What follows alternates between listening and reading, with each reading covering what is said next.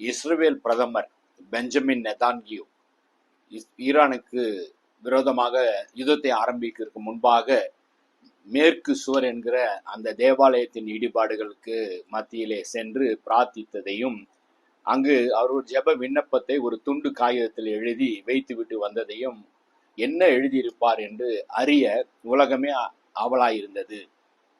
பிறகுதான் தெரிந்தது, அவர் வேதத்திலிருந்து ஒரு வசனத்தை எழுதி வைத்தாராம். எழுதி வைத்து ஜெபித்திருக்கிறார். அது என்ன?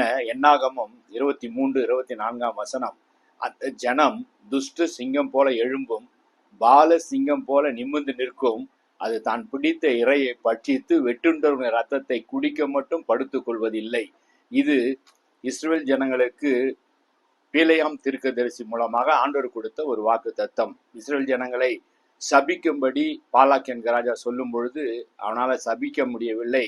ஒரு வாக்கு தத்தம், அது சிங்கம் போல எழும்பும். அதே வார்த்தை தான் இன்றைக்கு அந்த யுத்தத்துக்கு ஆபரேஷன் ரைசிங் லைன் என்று வைத்திருக்கிறார்கள்.